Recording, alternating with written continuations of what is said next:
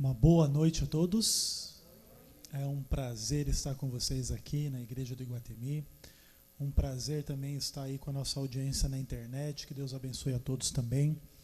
E vamos então continuando a nossa série de estudos a respeito dos livros de Daniel e Apocalipse, sendo estudados então em conjunto. Eu prometi para vocês que eu vou parar de enrolar e sair das questões introdutórias e pensar um pouquinho mais nas questões do texto, para a gente poder aprender. E que a gente iria buscar então temas, personagens, cenas e etc., que pudessem se repetir no livro de Daniel e no livro do Apocalipse. E o título do nosso estudo hoje é uma pergunta e diz assim: quem é Deus? Porque, de fato, Deus é o grande elo de ligação conceitual, enquanto personagem, enquanto conceito, que une os dois livros do os dois Apocalipses, né, o livro de Daniel e o livro do Apocalipse. Mas não só esses dois livros, como todos os livros da Bíblia. A Bíblia é a história de como que Deus guia a história humana na criação, na salvação, na restauração de todas as coisas. E esse então vai ser o primeiro tema que nós vamos trabalhar em sentido paralelo nos livros de Daniel e de Apocalipse. E não sei se você se surpreende da gente abordar as coisas desta forma ou não, mas o fato é que Deus ele é a fonte das revelações de Daniel e de Apocalipse, e Deus também é o conteúdo e o centro dessas revelações. Então é Deus que dá essas mensagens, e através delas, Ele mesmo revela quem Ele é. E essa é a questão central de todos os dois livros. Muito mais do que materiais a respeito de animais, bestas, ou a respeito do fim do mundo e etc., Daniel e Apocalipse são livros a respeito de Deus. E isso precisa estar muito claro para vocês. E isso precisa impactar a forma de vocês encararem esses livros. Não são livros primariamente sobre o fim do mundo, ou sobre as bestas, ou sobre o pecado, ou sobre o diabo, ou sobre as coisas tenebrosas que aconteceram na história ou ainda vão acontecer. Tudo isso está presente nos livros de Daniel e Apocalipse, mas esses não são o foco. E quando você busca as palavras Deus e Senhor, aplicados então ao Criador, ao Salvador e etc., nos livros de Daniel e de Apocalipse, você encontra um universo de quase 200 versículos nesses dois livros. Muito interessante. Você acha que é pouca coisa? Mas não, é muita coisa. Nós não vamos chegar nem perto de ler todos esses textos, mas vamos ler alguns ou vários deles. E aí ficam algumas perguntas, né? Quem Deus é? Como Deus é? Como Deus age diante do mal? Então o mal tem fonte aí no pecado, no diabo, no ser humano, está presente na história da humanidade. E quem é Deus diante do mal, diante do pecado, diante da humanidade, diante de Satanás, diante da história? E essas são perguntas essenciais da literatura apocalíptica. E vamos buscar esses elementos no texto. Daniel, capítulo 1, versos 1 e 2. Já lemos esse texto em outro momento, né, de outros estudos, mas agora nós vamos sair daquela primeira preocupação histórica, né, de perceber aqui o terceiro ano do reinado de Jeoaquim, etc., para mostrar então a literatura apocalíptica situada na história, para identificarmos agora o personagem central do livro de Daniel e do livro do Apocalipse. Daniel capítulo 1, versos 1 e 2, a Bíblia diz assim: no terceiro ano do reinado de Jeoaquim, rei de Judá, veio Nabucodonosor, rei da Babilônia, a Jerusalém e a sitiou. O Senhor lhe entregou nas mãos a Jeoaquim, rei de Judá, e alguns dos utensílios da casa de Deus. A estes levou-os para a terra de Sinar, para a casa do seu Deus e os pôs na casa do tesouro do seu Deus. Se nós concluíssemos que os seres humanos fossem os centros, do livro de Daniel, a humanidade fosse o elemento central, nós iríamos dizer aí que Nabucodonosor foi mais importante do que Jeoaquim, porque ele venceu o Jeoaquim. Dentro da humanidade a dinâmica é essa. Tem um rei lá em Judá, mas vem um outro rei mais forte do que ele, e então o vence e leva aqueles utensílios da casa do Deus de Jeoaquim para a casa do Deus de Nabucodonosor. Então é uma guerra política, é uma guerra humana. Entretanto, Daniel já coloca o personagem que reina por detrás dos reis. E esse é chamado de o Senhor. O Senhor entregou Jeoaquim nas mãos do rei Nabucodonosor. Deus está por detrás desta história humana, desde o primeiro, segundo verso do livro. Vamos lá para o capítulo 12, ver como é que esse livro vai terminar, vai caminhar para o seu final. E aqui nós vamos ter também a presença deste que é o personagem central do livro, que naturalmente é Deus. E a partir do verso 1 do capítulo 12, a Bíblia diz assim: nesse tempo se levantará Miguel, o grande príncipe, o defensor dos filhos do teu povo, e haverá tempo de angústia, qual nunca houve, desde que houve nação até aquele tempo. Mas naquele tempo será salvo o teu povo, todo aquele que for achado inscrito no livro. Muitos dos que dormem no pó da terra ressuscitarão, uns para a vida eterna, outros para a vergonha e horror eterno. Os que forem sábios, pois, resplandecerão como o fulgor do firmamento, e os que há muito conduzirem a justiça como as estrelas, sempre e eternamente. Tu, porém, Daniel, encerra as palavras, sela o livro, até o tempo do fim. Muitos o esquadrinharão, o saber se multiplicará. Então eu, Daniel, olhei, e eis que estava em pé outros dois, um do lado do rio e outro do outro lado. Um deles disse ao homem vestido de linho que estava sobre as águas do rio: quando se cumprirão estas maravilhas? Ouvi o homem vestido de linho, que estava sentado sobre as águas do rio, quando levantou a mão direita e a esquerda ao céu, e jurou por aquele que vive eternamente, que isso seria depois de um tempo, 2 tempos e metade de um tempo. E quando se acabar a destruição do poder do povo santo, estas coisas se cumprirão. Muita coisa interessante nesses versos aí, Nós vamos nos concentrar somente na presença de Deus. Existe um contexto onde há uma grande angústia, da qual os fiéis irão ser libertos, a partir dessa postura de Miguel se levantar. Inclusive o próprio nome Miguel significa quem é como Deus. E aqui nós cremos, a presença de Jesus Cristo igual a Deus, um com o Pai, que justamente vem enfrentar as pretensões de Satanás de querer ser igual a Deus, pelo menos em receber a glória, o louvor, a obediência devida a Deus, manifestando um caráter exatamente oposto ao caráter do Senhor. De qualquer forma, muitos personagens interessantes, muitas dinâmicas interessantes, mas no verso 7 me chama muito a atenção a ideia de que faça um juramento em nome daquele que vive eternamente. E esse é Deus.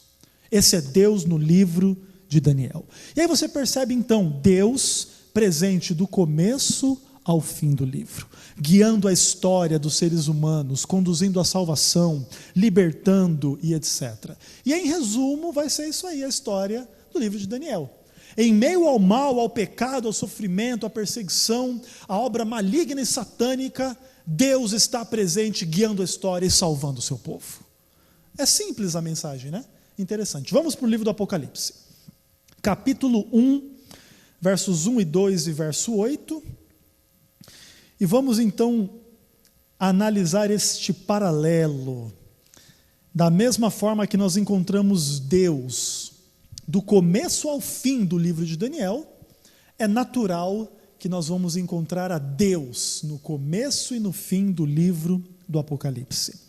E este último livro da Bíblia começa assim: revelação de Jesus Cristo que Deus lhe deu para mostrar aos seus servos as coisas que em breve devem acontecer, e que ele, Deus, enviando por intermédio do seu anjo, notificou o seu servo João, o qual atestou a palavra de Deus e o testemunho de Jesus Cristo, quanto a tudo o que viu.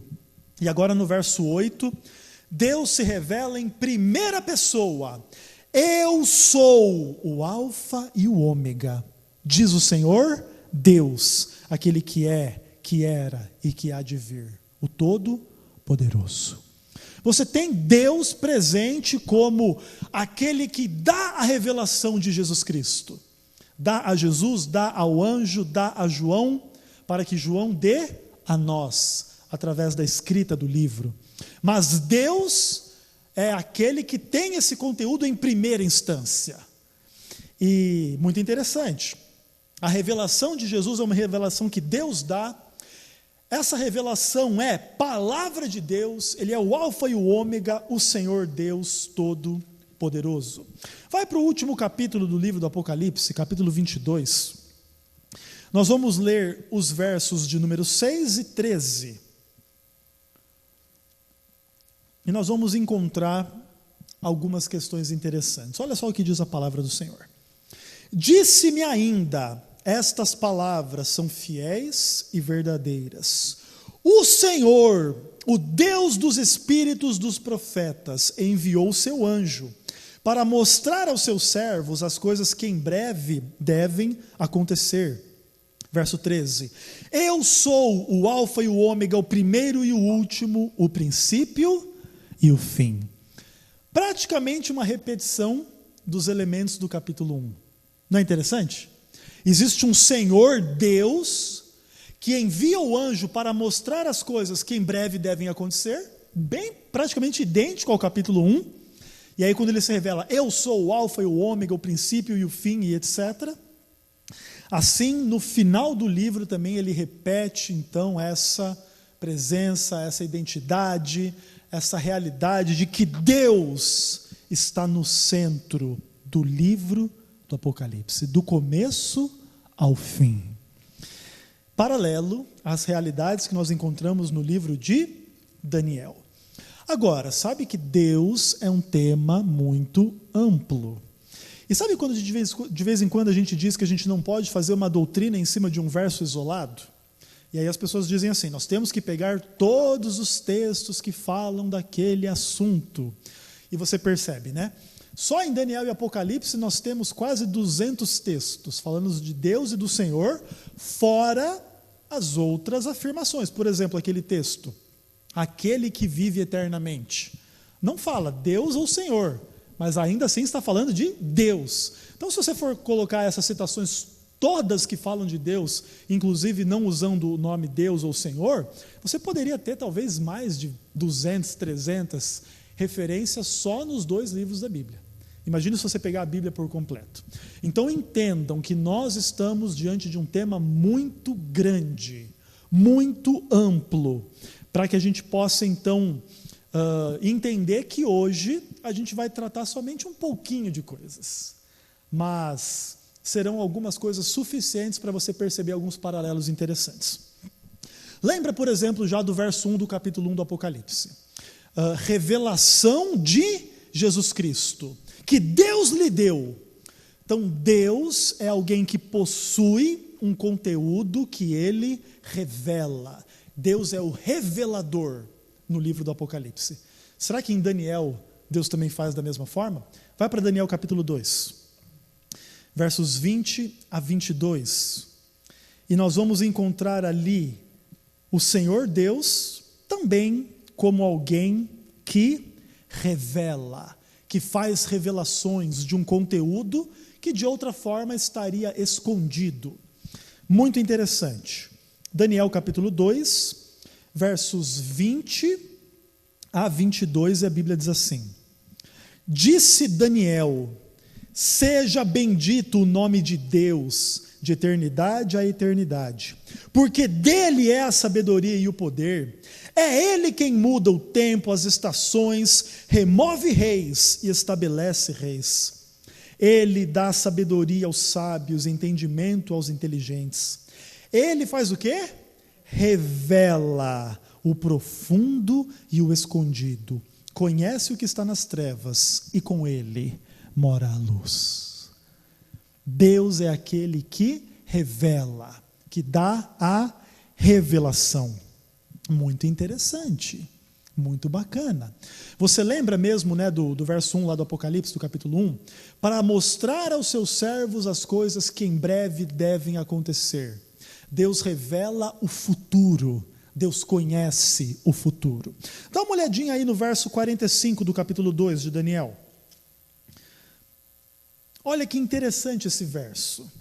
Daniel está explicando ali o sonho para Nabucodonosor, que ele tinha visto, a interpretação, e ele diz assim: como viste que do monte foi cortada uma pedra sem auxílio de mãos, e ela esmiuçou o ferro, o bronze, o barro, a prata e o ouro, o grande Deus fez saber ao rei o que há de ser futuramente. Certo é o sonho e fiel a sua interpretação. Deus fez o rei Nabucodonosor conhecer o futuro, o que há de ser futuramente. Paralelo com o livro do Apocalipse, ele vai mostrar as coisas que devem acontecer. Deus mostra o futuro. Muito interessante, muito bacana. Nós temos aqui a imagem de Deus. Agora, interessante, né? Lá no capítulo 12, verso 1 de Daniel, nós lemos que Deus, então, ele vai libertar o seu povo de um tempo de muita angústia, qual nunca houve antes daquele tempo. Agora, vai para o capítulo 3 de Daniel, e vamos ver aí na prática uma situação na qual Deus livra o seu povo, os seus servos, aqueles que nele creem e a ele adoram, de uma situação muito difícil e complicada. Capítulo 3, verso 1, a Bíblia diz assim: o rei Nabucodonosor fez uma imagem de ouro, que tinha 60 côvados de altura, 6 de largura, e levantou-a no campo de Dura, na província de Babilônia. Verso 3 e 4, dá uma olhadinha aí, 3 a 5, aliás. Então se ajuntaram os sátrapas, os prefeitos, os governadores, juízes, tesoureiros, magistrados, conselheiros e todos os oficiais das províncias para a consagração da imagem que o rei Nabucodonosor tinha levantado, e estavam em pé diante da imagem que Nabucodonosor tinha levantado. Nisto o arauto apregoava em alta voz: ordena-se a vós outros, ó povos, nações e homens de todas as línguas, no momento em que ouvirdes o som da trombeta, do pífaro, da harpa, da cítara, do saltério, da gaita de foles e de toda sorte de música, vos prostrareis e adorareis a imagem de ouro que o rei Nabucodonosor levantou.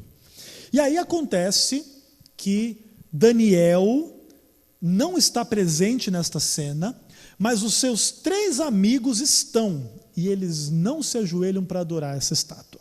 E aí no verso 17 e 18 do capítulo 3, o rei Nabucodonosor fica muito bravo com esses meninos por não terem adorado e ameaça eles que vai jogar eles no fogo, na fogueira. E no verso 17 e 18, esses jovens fiéis respondem assim: se o nosso Deus a quem servimos quer nos livrar, ele nos livrará da fornalha de fogo ardente e das tuas mãos, ó rei. Se não, fica sabendo, ó rei, que não serviremos a teus deuses, nem adoraremos a imagem de ouro que levantaste. Interessante, né? Diante da ameaça da morte da fogueira, ele diz: o nosso Deus pode livrar. E mesmo que não livrar, a gente não adora a tua estátua. E aí a história diz que o rei Nabucodonosor ficou furioso, mandou acender a fogueira 7 vezes maior do que era de costume. Até esses que foram acender acabaram eles mesmos morrendo. Muito interessante, né? Essa questão. E nos versos 28 e 29, a Bíblia diz que Nabucodonosor fica impressionado. Por quê? Porque ao serem jogados aqueles jovens naquela grande fogueira, eles não foram queimados, foram jogados em número de 3 e foram vistos lá dentro em número de 4. Cremos, né, que o anjo do Senhor, ou o próprio Jesus Cristo, desceu para os proteger do fogo. E aí Nabucodonosor, no verso 28 e 29, a Bíblia diz assim: falou Nabucodonosor e disse: bendito seja o Deus de Sadraque, Mesaque e Abdenego, que enviou o seu anjo e livrou os seus servos, que confiaram nele, pois não quiseram cumprir a palavra do rei, preferindo entregar seu corpo a servirem e adorarem qualquer outro Deus, senão ao seu Deus. Portanto, eu faço um decreto, pelo qual todo povo, nação e língua, que disser blasfêmia contra o Deus de Sadraque, Mesaque e Abdenego, seja despedaçado, e as suas casas sejam feitas em monturo, porque não há outro Deus que possa livrar como este. Muitas pessoas têm a impressão que Nabucodonosor se converteu e estará no céu. Não sabemos, é possível que sim. Mas aqui, se ele está convertido, ele está no máximo meio convertido, né? Porque de fato ele fica impressionado com o poder de Deus em livrar aqueles homens da fornalha, mas ao mesmo tempo ele continua durão, né? Então é o seguinte: quem disser blasfêmia contra esse Deus, eu vou matar. Então ele ainda não está totalmente convertido aqui, ainda não. Entretanto, é interessante perceber algumas questões desse texto. Existe uma imagem que deve ser adorada, o que gera uma crise no meio do povo que é fiel a Deus, da qual Deus os livra, mesmo sendo uma situação muito perigosa, muito difícil, muito complicada. Certo? Esses são os elementos dessa história que nos interessam. Será que a gente encontra essa história no livro do Apocalipse? Vai para o capítulo 13. Olha só os elementos desta história fortemente presentes no livro do Apocalipse, no capítulo 13, o que é muito interessante. Vamos ler então dos versos 11 a 18. E a Bíblia nos diz assim: vi ainda outra besta emergir da terra, possuía 2 chifres, parecendo cordeiro, mas falava como um dragão. Exerce toda a autoridade da primeira besta na sua presença. Faz com que a terra e os seus habitantes adorem a primeira besta, cuja ferida mortal fora curada. Também opera grandes sinais, de maneira que até fogo do céu faz descer a terra diante dos homens. Seduz os que habitam sobre a terra, por causa dos sinais que lhe foi dado executar diante da besta, dizendo aos que habitam sobre a terra que façam uma imagem à besta, aquela que ferida a espada sobreviveu. E lhe foi dado comunicar fôlego à imagem da besta, para que não só a imagem falasse, como ainda fizesse morrer quantos não adorassem a imagem da besta.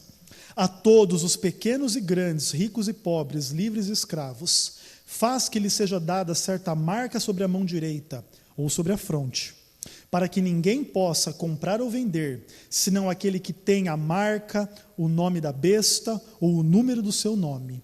E aqui está a sabedoria. Aquele que tem entendimento, calcule o número da besta, pois é número de homem.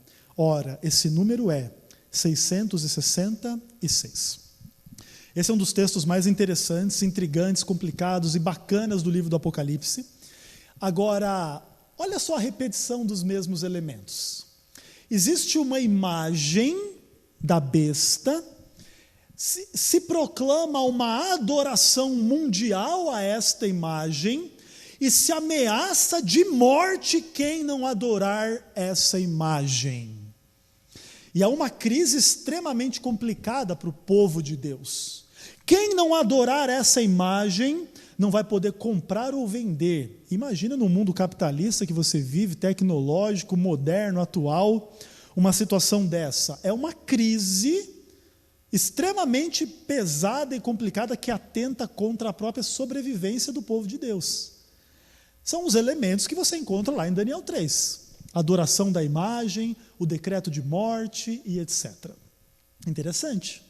Aqui em Apocalipse 13, nós não vemos a solução do problema. Aqui nós vemos o problema. Mas vai para o capítulo 15, versos 2 e 3, e você encontra ali a solução do problema. Muito interessante. E a Bíblia diz assim: vi como um mar de vidro mesclado de fogo, e os vencedores da besta, da sua imagem e do número do seu nome, que se achavam em pé no mar de vidro, tendo harpas de Deus, e entoavam o cântico de Moisés, servo de Deus, e o cântico do Cordeiro.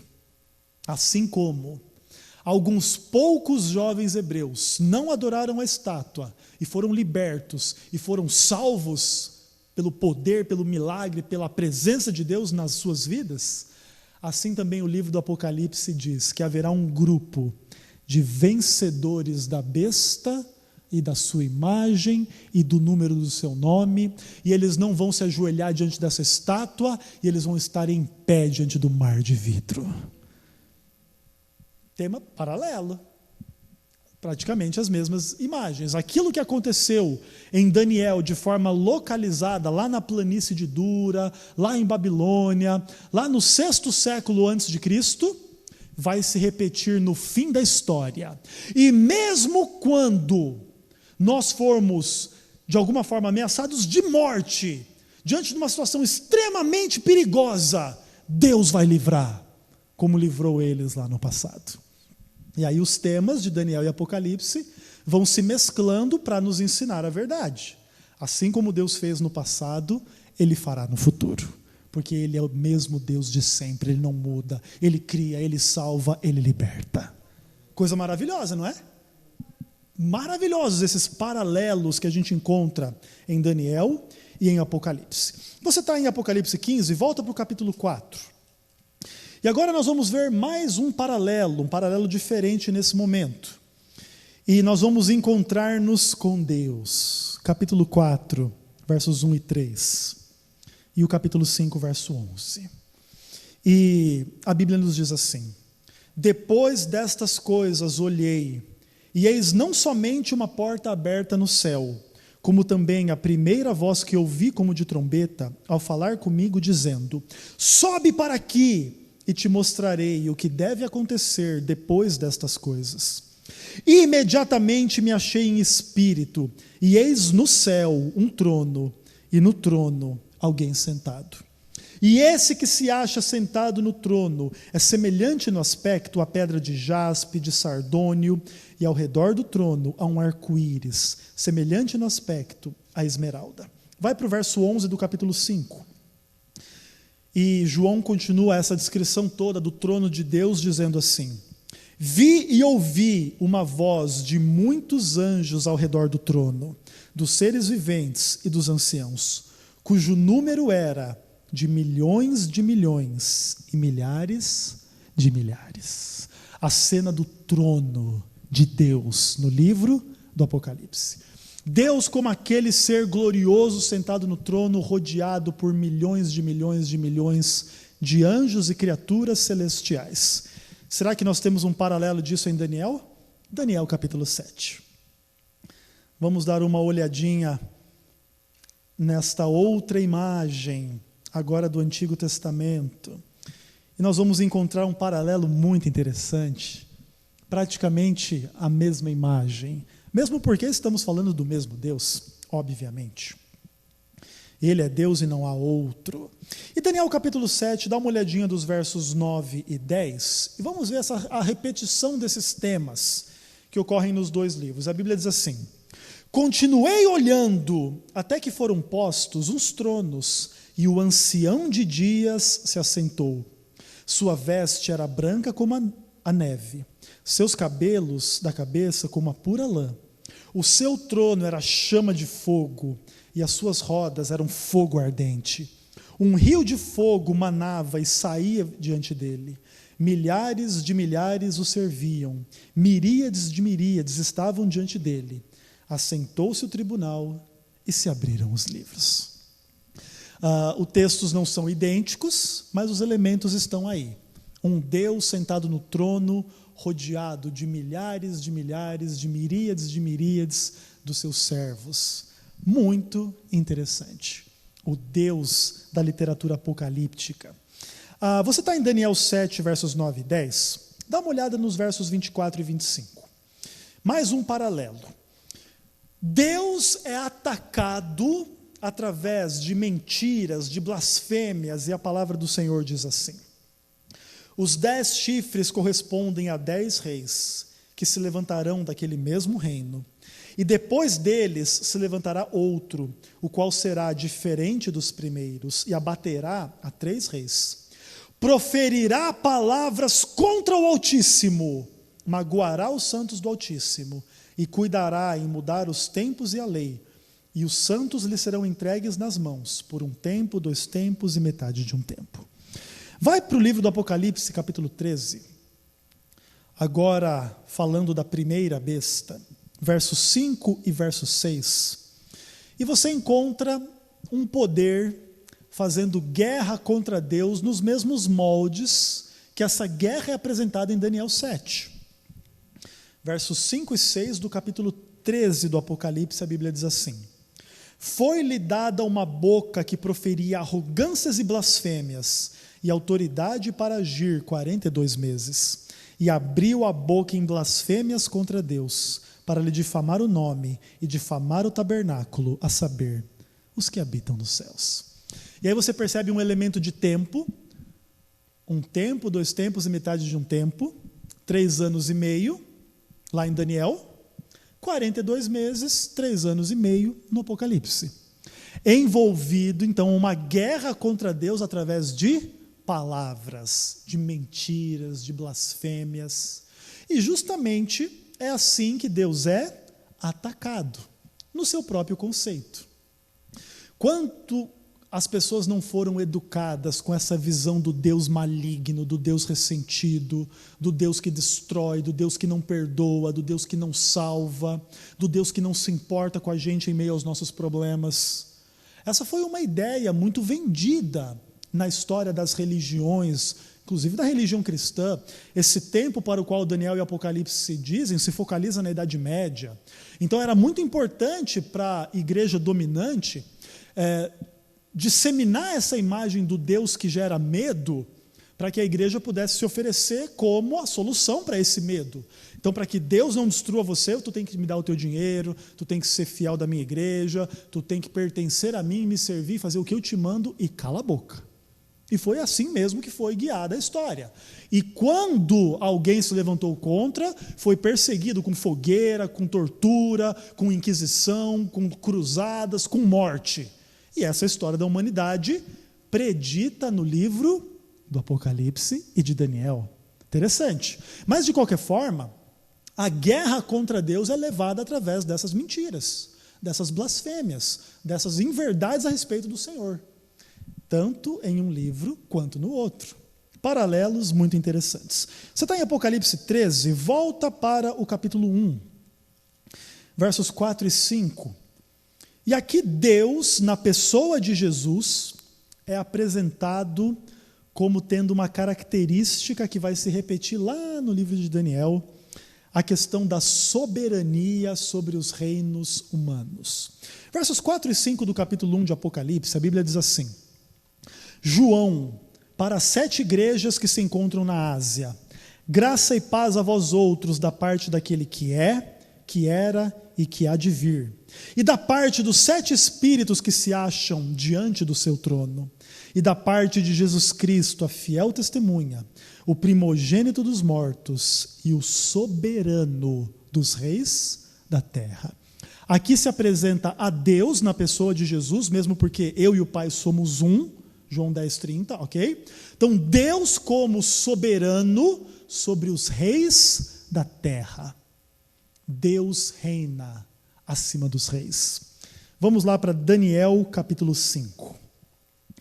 E nós vamos encontrar este mesmo conceito, mesmíssimo conceito, verso 18, depois os versos 20 e 21. Daniel capítulo 5, verso 18. Ó rei, Deus o Altíssimo deu a Nabucodonosor, teu pai, o reino e a grandeza, e glória e majestade. versos 20 e 21. Quando, porém, o seu coração, o coração de Nabucodonosor, se elevou, e o seu espírito se tornou soberbo e arrogante, ele foi derrubado do trono real e passou dele a sua glória. Foi expulso dentre os filhos dos homens, o seu coração foi feito semelhante a dos animais, e a sua morada foi com os jumentos monteses. Deram-lhe a comer erva como aos bois, e do orvalho do céu foi molhado o seu corpo. Até que conheceu que Deus, o Altíssimo, tem domínio sobre o reino dos homens, e a quem quer constitui sobre ele. Interessante, né? O Altíssimo do livro de Daniel é Jesus Cristo do livro do Apocalipse. É o soberano dos reis da terra. Tu pode estar no governo do Brasil, dos Estados Unidos, da Europa, da Babilônia, de Israel, do que quer que seja. Tu pode estar no reino humano, mas acima do humano está o Senhor. E Ele é o verdadeiro soberano dos reis da terra. Se Ele quiser te colocar como rei, Ele te coloca. Se Ele quiser te tirar como rei, Ele te tira. Porque Ele é o verdadeiro soberano. Uma outra visão interessante, você está em Daniel capítulo 5, vai para Daniel capítulo 12. E aqui a palavra de Deus se nos apresenta que o Senhor ressuscita os mortos. Nós já lemos, né? Um pouco antes o verso 2, muitos do que dormem no pó da terra ressuscitarão. E olha o verso 13 do capítulo 12. Tu, porém, Daniel, segue o teu caminho até o fim, pois descansarás e ao fim dos dias te levantarás para receber a tua herança. A mensagem da ressurreição que Deus realiza. Apocalipse capítulo 20. Você encontra a mesmíssima imagem, clara, direta, específica, tão maravilhosa quanto possa ser. Às vezes, né, a gente sente que os nossos problemas são muito grandes. Financeiro, problema de saúde, problema familiar, problemas espirituais. Agora, quaisquer que sejam os nossos problemas são menores do que a morte, né? Aí morrer é um problema bem maior, né? Aí não tem solução para nada mesmo. Mas perceba, né? Deus pega o pior problema e soluciona através da ressurreição. E olha só Apocalipse capítulo 20, versos 4 a 6. Vi também tronos, e nesses sentados aqueles aos quais foi dar autoridade de julgar. Versos 5 em diante. Os restantes dos mortos não reviveram, até que se completassem os 1000 anos. Esta é a primeira ressurreição. Bem-aventurado e santo aquele que tem parte na primeira ressurreição. Sobre esses a segunda morte não tem autoridade. Pelo contrário, serão sacerdotes de Deus e de Cristo, e reinarão com ele os 1000 anos. Deus soluciona o pior problema. E claro, a gente também espera que antes dele resolver esse pior problema, ele nos ajude nos problemas menores, né? Óbvio, né? A gente sabe disso. A gente não espera somente que Deus venha agir em nosso favor lá depois que a gente morrer e nos ressuscitar. Agora, é importante a gente ter isso em mente. Pode dar tudo errado aqui nesta terra? Pode. E a gente tem que ter maturidade para encarar essa possibilidade. Até mesmo para a gente não se desanimar quando a vida não for do jeito que a gente quer. Então a gente tem que ter essa maturidade. Agora, a gente também tem que ter a fé de que mesmo que aconteça o pior, Deus é capaz de reverter o pior. E isso é muito importante. E se Ele pode resolver o problema pior, confie que Ele pode resolver os problemas menores que ainda existem na sua vida. Eu tenho certeza que existem, porque essa é a realidade humana. Você está no capítulo 20 aí, nos versos 4 e 6. Olha o capítulo 20, verso 12. E é interessante esse tema. E a Bíblia diz assim: vi também os mortos, grandes e pequenos, postos em pé diante do trono. Então se abriram os livros, e ainda outro livro, o livro da vida, foi aberto. E os mortos foram julgados segundo as suas obras, e conforme o que se achava escrito nos livros. Lembra de Daniel 12:1 que nós já lemos? Naquele tempo se levantará Miguel, haverá angústia, mas naquele tempo será salvo o teu povo. Quem é o teu povo? Todo aquele que for achado inscrito no livro. Paralelo com o livro de Daniel. Capítulo 7, verso 10, lá de Daniel, também vai ter, uma imagem semelhante a essa, da ideia do juízo através dos livros, como um instrumento que Deus usa para julgar. E Daniel 7, verso 10, um rio manava e saía de diante dele. Milhares de milhares o serviam, miríades de miríades estavam diante dele. Assentou-se o tribunal e se abriram os livros. Agora, aqui entra uma questão muito interessante. Lembra que um dos primeiros paralelos que nós vimos é que Deus conhece o futuro? No Apocalipse, em Daniel, ele anuncia o que vai acontecer. Vai ser assim e tal. Ok. Então por que ele precisa abrir esses livros? Se até o futuro ele já conhece. Certamente não é em benefício dele mesmo, mas em benefício daqueles que estão ao seu redor, que não têm a mesma onisciência e consciência que ele tem. E a partir do momento que Deus vai julgar, ele julga tudo de acordo com o que está escrito nos livros. E quem escreve os livros? Os anjos. E é interessante que Deus coloque anjos, então, para fazer esse processo, porque ele tem testemunha. Então vamos pensar o seguinte: se eu secretamente roubei, menti, adulterei, vivi a minha vida, pecando assim, secretamente, eu tenho essa ilusão de estar sozinho, Mas os anjos estão ao meu lado, ao meu redor, o tempo todo. E fazendo o quê? Esse registro. E aí, quando Deus for julgar tudo e todos, o grande juízo final, vão se abrir todos os livros. E tudo aquilo que está escondido será revelado. E aí alguns pensam assim: pastor, isso quer dizer que a gente chora ou que a gente ri? Deus expondo diante do universo tudo e todos. E sabe que se a gente se concentrar no nosso pecado, a gente chora. Porque é vergonhoso o que está escrito lá. Lá estão escritos os nossos pecados sexuais, nossas mentiras, nossas fofocas, nossas maldades, nossas malícias, nossas faltas de amor, nossa falta de fé, nossas transgressões, coisas muito vergonhosas da vida inteira. Tu olha para aquilo, tu não tem vontade de olhar para aquilo. Entretanto, no meio daquela bagunça toda, daquele pecado todo, Deus procura ansiosamente por uma palavrinha de 2 letras, com um acento. Que palavrinha é essa? Fé. E onde Deus encontrar a palavrinha fé escrita, fé em Jesus Cristo, existe o perdão completo e a salvação eterna. Não é lindo? Tu tem registro de pecados que não acaba mais, mas uma palavrinha de 2 letras com um acentozinho é capaz de destruir a condenação do pecado, porque nenhuma condenação há para os que estão em Cristo Jesus. Romanos 8, verso 1. Não é lindo isso? Mas os livros estão lá.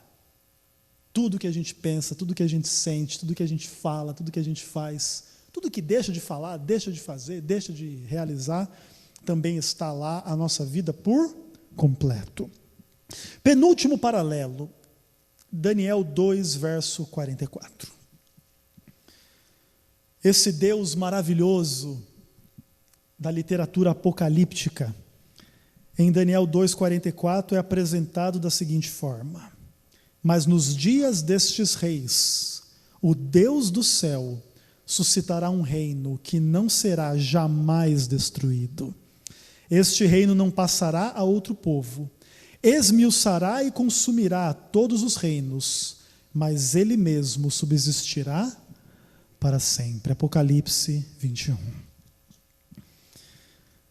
E foi muito bonito quando João viu este reino de Daniel 2,44.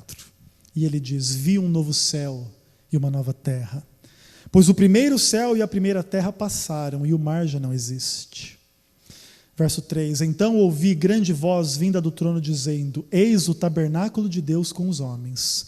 Deus habitará com eles, eles serão povos de Deus, e Deus mesmo estará com eles. E lhes enxugará dos olhos toda lágrima, e a morte já não existirá. Já não haverá luto, nem pranto, nem dor, porque as primeiras coisas passaram. E aquele que está sentado no trono disse: Eis que faço novas todas as coisas. E acrescentou: Escreve, porque estas palavras são fiéis e verdadeiras. Disse-me ainda: Tudo está feito. Eu sou o alfa e o ômega, o princípio e o fim. Eu, a quem tem sede, darei de graça da fonte da água da vida. O vencedor herdará estas coisas. Eu lhe serei Deus, e ele me será filho. E este é o reino eterno, que jamais será destruído, porque nele a morte não entra. E sendo que o salário do pecado é a morte, a melhor notícia é que o pecado não entra. Porque a morte não existir é simplesmente a consequência do pecado deixar de existir. E esse é o último paralelo, Apocalipse 20, versos 14 e 15. O último paralelo entre Daniel e Apocalipse a respeito de Deus. Então a morte e o inferno foram lançados para dentro do lago de fogo. Esta é a segunda morte, o lago de fogo. E se alguém não foi achado inscrito no livro da vida, esse foi lançado para dentro do lago de fogo. E nós terminamos com Daniel capítulo 7, versos 26 e 27. E esse paralelo está construído sobre a ideia de que Deus destruirá o mal de forma definitiva. O texto do Apocalipse é interessante, né? A morte e o inferno foram jogados no lago de fogo.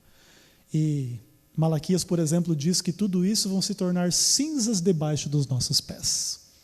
Daniel 7, evocando esta mesma imagem, diz assim: Depois se assentará o tribunal para lhe tirar o domínio, para o destruir e o consumir até o fim. O reino e o domínio e a majestade dos reinos debaixo de todo o céu serão dados ao povo dos santos do Altíssimo, e o seu reino será eterno, e todos os domínios o servirão e lhe obedecerão. Sem pecado, sem dor, sem doença, sem morte, para sempre. Porque Deus vai destruir, consumir, eliminar o mal da face do universo.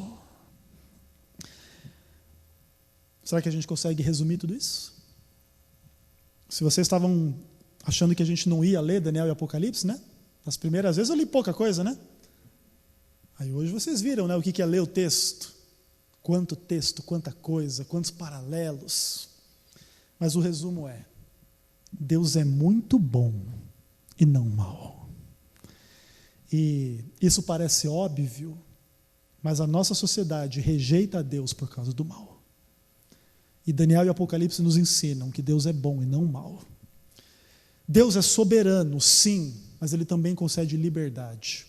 A liberdade gera o pecado? Sim, mas também gera o amor verdadeiro. Deus é todo-poderoso, Ele sabe o futuro, mas Ele também conhece a nossa história e o nosso passado, e Ele nos salva e nos limpa dos nossos pecados. Deus é um Deus que salva e abençoa. E eu queria dizer uma coisa para vocês: não há espaço para o medo quando a gente estuda Daniel e Apocalipse. Não há espaço para o medo. Só quem deve e pode ter medo de Daniel e Apocalipse é quem seja inimigo ou inimiga de Deus. Aí tu pode ter medo de Daniel e Apocalipse, porque Deus vai destruir o pecado e o mal para sempre. Ponto. Então você pode ter medo. Mas se você ama o Senhor, ama a sua lei, a sua verdade, a sua salvação, a sua palavra, o seu espírito, a sua presença, Daniel e Apocalipse são livros que não inspiram nem um pouquinho de medo. Pelo contrário, eu teria medo se Daniel e Apocalipse não existissem. Mas Daniel e Apocalipse nos mostram um Deus maravilhoso, todo-poderoso, que nos salva mesmo em meio às grandes dificuldades da vida. Deus não impede que a gente sofra, isso é verdade. E a gente até às vezes pode ficar bravo com Ele, mas o fato é que a gente cresce muito mais no sofrimento do que na vida boa. E às vezes quando a gente sofre, a gente aprende coisas que não aprenderíamos de outra forma. Às vezes a gente só vai valorizar o marido, a mulher, quando perde. O filho ou a filha, quando perde. O namorado ou a namorada, quando perde. Às vezes a gente só vai valorizar o trabalho, a igreja, a família, a saúde, quando perde. E Deus permite essas perdas, esses sofrimentos, essas dificuldades. Mas Daniel e o Apocalipse nos mostram que Deus vai enxugar dos olhos toda lágrima. Que Deus vai devolver o reino. Que Deus vai nos dar um reino que jamais entra o pecado, a dor, o sofrimento e a morte para todo sempre. De forma que tudo que a gente vive aqui é passageiro. A alegria vai passar. O sofrimento vai passar. Mas aqueles que se entregarem nas mãos do Deus de Daniel, do Deus do livro do Apocalipse, vão viver para todo o sempre. E que assim seja a minha e a tua experiência em nome de Jesus. Vamos nos colocar em pé e vamos terminar em oração. Deus maravilhoso, eterno e querido, no nome de Jesus nós agradecemos pelo Senhor Deus que Tu és, Pai. Obrigado pela Tua bondade, pela forma como o Senhor atua na história. É verdade, Senhor, que muitas pessoas têm medo de Daniel e Apocalipse, por causa do sofrimento, da maldade, do pecado. Mas nós Te agradecemos, porque além do sofrimento, da maldade e do pecado, o Senhor é bom, o Senhor reina e o Senhor vai destruir o mal para todo sempre, Pai. Naquele dia nós queremos estar ao Teu lado. Por isso queremos estar do Teu lado desde este dia, Senhor. Entra no nosso coração, faz a Tua obra nas nossas vidas e venha ser o nosso Deus, em nome de Jesus. Amém. Grande abraço a todos vocês. Um abraço a quem fica na internet também. Que a graça de Jesus seja com todos. Amém.